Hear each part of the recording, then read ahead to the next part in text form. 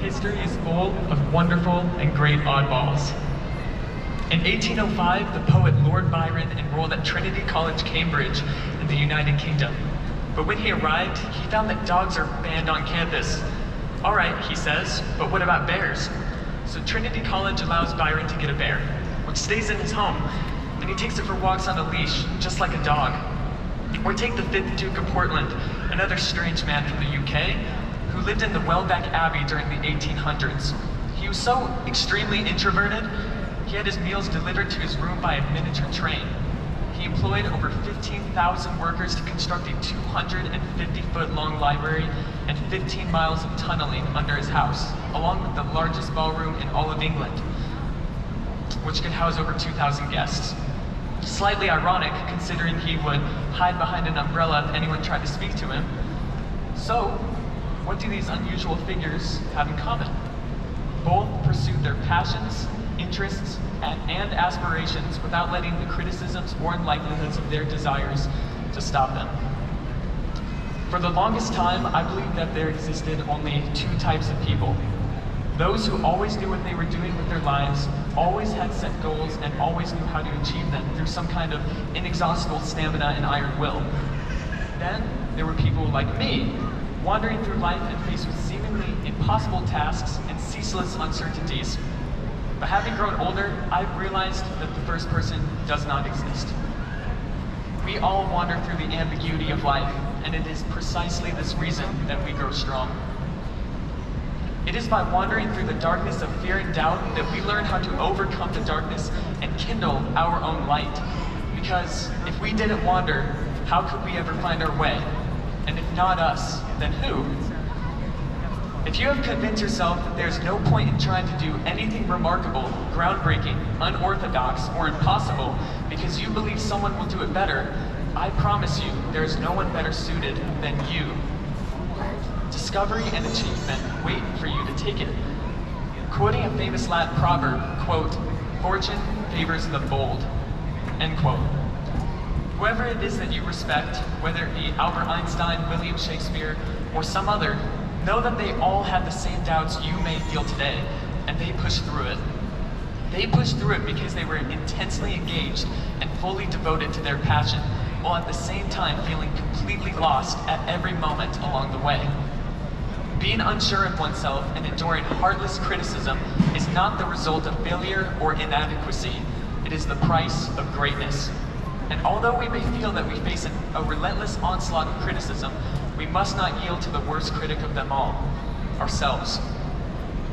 If you are curious about pursuing an unusual or difficult path, do remember there are trillions of things not yet written, not yet created, and not yet stated. These things can be done by you. Those people that you greatly respect, they never knew they were great in the moment. They simply chose not to yield to the incessant criticism and boundless uncertainty of life. Even Vincent van Gogh, one of the most recognized painters of all time, thought himself a failure because he never saw recognition in his lifetime. Now, he is well established as one of the most beloved artists to have ever existed. Because he relentlessly committed to his own unique and distinct art style, millions have been inspired to paint and partake in art themselves. What's more, modern artists continue to mimic his post-impressionist art style, which he created over 100 years ago. We do not, and should not, endure criticism, uncertainty, and all other tribulation alone. Bearing the weight of this world is too difficult and taxing. However, offering ourselves for the good of others counterintuitively allows us to find ourselves. When we bear each other's crosses together in love and unity, we find greater strength than we've ever known, and we become more like ourselves than ever before. And this is the reason why Skyview High School and, more importantly, its staff is amazing. In all my experiences at this high school, these wonderful teachers and counselors are eagerly invested in our success. If we show the effort, our staff are always there to support us to help us find our greatness. The resources that we are offered have always been given to us so freely, and it is with the utmost gratitude that I thank the wonderful teachers, counselors, and other staff members who have helped me and others allowing us the greatest chances for success. Truly, the culture that we, as a student body and staff, create at Skyview High School is special. It is remarkable, distinct, and justly admirable. And if we set off into the world attributing this same culture, we will surely find success. My friends, family, parents, and teachers, thank you for shaping high school into an environment designed for success. Thank you for molding this school into a welcoming and incredible culture. I know that the kindness and culture I've experienced throughout high school will remain with me forever because it has given me a standard on how all must be treated. An example of such kindness was the overwhelming acceptance and friendship extended to me when I first arrived at Skyview High School near the end of my freshman year. Immediately on my first day, kind people from the front office warmly welcomed me to the school, and an enthusiastic teacher assistant volunteered to show me around the school and personally guided me to each class on my schedule so I would not get lost. When I first arrived at my class of the day, I was instantly accepted, invited, and included in all class activities. My wonderful classmates and friends here now reached out to me, unprompted and with genuine interest, which I will never forget. I greatly admire and strive to be like those that showed me an unconditional and eager welcoming. It is experiences like this that we remember and cherish, because although we now leave this school behind, a piece of ourselves will always remain here through our example, and a piece of this school will remain inside of us, forming us into people inclined for accomplishment, progression, empathy, love for knowledge, and a passion for lifelong learning. I am immensely grateful for this opportunity to speak with you today. It is my hope that as we depart into this world, we base our happiness on helping each other, because love is more than affection. It is charity. It is bearing their burdens alongside them. It is unconditional self-sacrifice for their good alone. And if we bear each other's suffering with patience and love, I know our collective burdens will be made light. In all our endeavors, in our projects, in our uncertainties, and our journeys into the void, from the gloomy lows to the triumphant highs, may we fashion ourselves into the greatest people that we can be. And may our greatest uncertainties be the fuel for our greatest ventures. Thank you.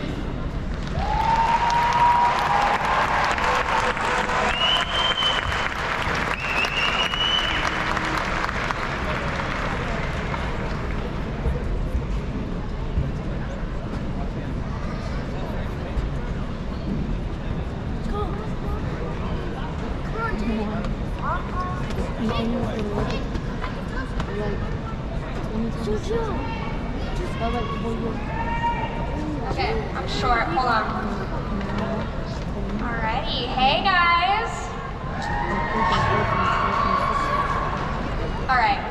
To begin, I'd like to be one of the many, I'm sure, to say congratulations.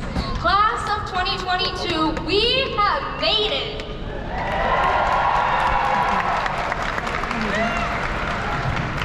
I would also like to extend a warm thank you on behalf of everyone tonight to all of the parents, siblings, friends, family, and teachers who have made an appearance today to support myself and my peers. It is because of your continued aid and care that we get to be here in this beautiful venue today. Big round of applause for all those people.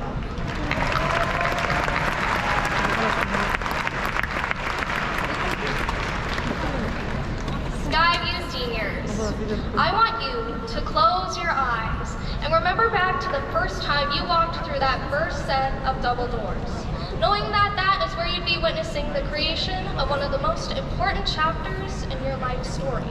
You may have been excited, maybe you were nervous, perhaps even a little scared. But the truth that remains constant among everyone I see sitting in front of me today is that we are all completely different people leaving through that same set of double doors than when we first arrived. On our first day as freshmen, we didn't know who we were or what we wanted to do with our lives. We were just a bunch of awkward 14-year-olds with bad haircuts who thought that the number of vines we could quote from memory determined our worth in society. We were scattered pieces of a puzzle, unaware of the picture we were aiming to create. But year by year, the image has come together as we discovered our passions, interests and identities. We found mentors and safe havens within the school that allowed us the freedom to become who we are, whether that be the music rooms, art studio, the gym, the softball field, the football stadium, or even the classroom of a trusted teacher. Skyview has introduced us to the things that have manifested into our best qualities and greatest strengths. However, I won't for a split second pretend that this was easy. It has been an interesting ride, and I can tell you now that the last 4 years have been the fastest 10 years of my entire life. We watched as our school shut down due to a worldwide pandemic that swept the entire nation, turning everyone into bread bakers, TikTok addicts, and whipped coffee extraordinaires. But at the same time, we also saw the community we knew so well change forever as the ways of the world shifted around us and nothing was familiar any longer. We grew distant, cold, and unmotivated. And as the cabin fever worsened, so did the state of the world as we watched violence and hate run rampant. In our most vulnerable and impressionable years, everything was in shambles and the universe seemed unkind. But we, however, were not unkind. We fought through the struggle of coming back and put in as much energy and effort as we possibly could, even when it was hard. We brought each other up instead of bringing others down, and we let Skyview become a beacon of hope, light, and positivity. We rediscovered our talents, and we saw the sun through the overcast sky. We learned to love, empathy, and show compassion. We found the funny, and we